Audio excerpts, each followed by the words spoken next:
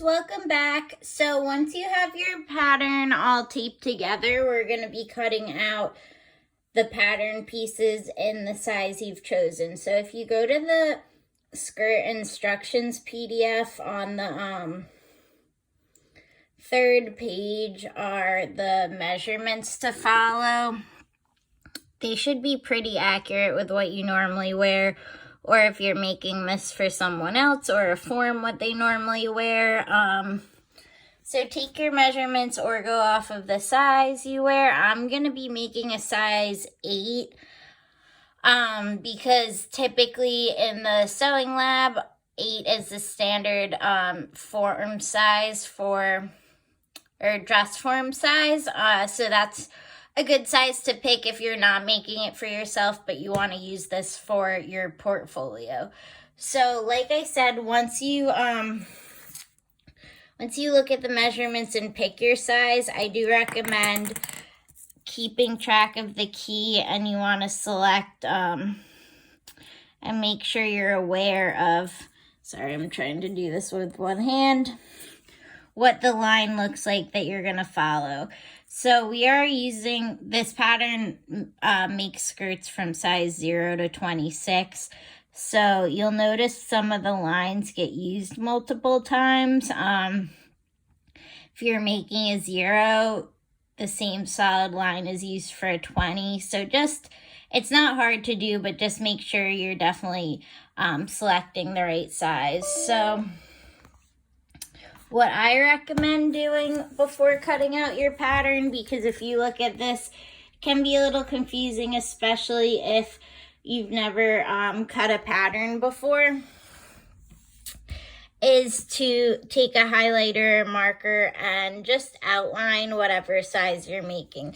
So I'm making the size 8, so I'm just going to go over exactly where I want to cut. And then I want to double check before I cut it so that I don't mess up. You'll also notice these triangles, they're called notches. And you want to make sure you cut the notches out of both the pattern and your fabric. And this way, that'll help you line up your pattern pieces when we begin to sew. So for every piece, you can just go around the size you want.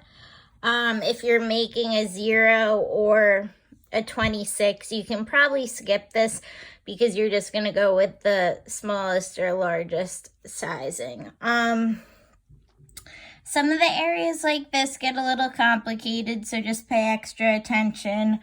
I can see my 8 line here.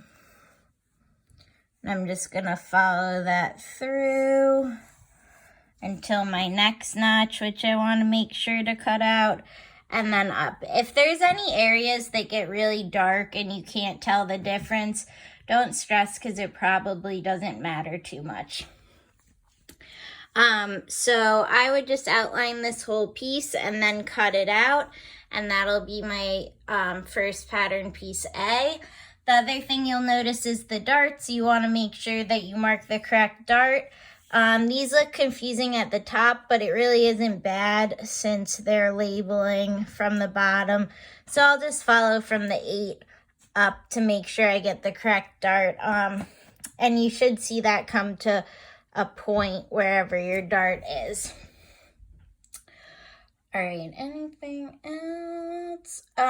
Another thing, so you'll notice, and I'm going to show you guys a sample of the skirt during class tomorrow, so you will see one, but there's also photos of it in the packet. But if you decide you want a shorter skirt or a longer skirt, sorry, there is a line here that says lengthen or shorten here.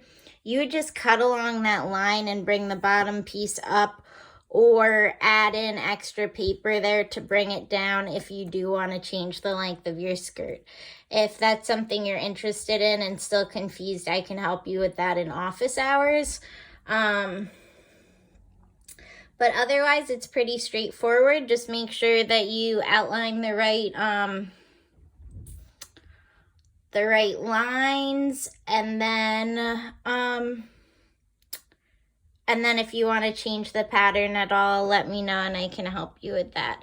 I don't think there's any markings. I'm going to go over grain lines when we talk about cutting fabric. So go ahead and mark the pattern pieces on the right lines. And like I said, I cut out my key just to hold on to, and then all of the rest of the fabric that's not included in your piece, sorry, not fabric, the rest of the excess paper you can throw out, and you just need the remaining patterns.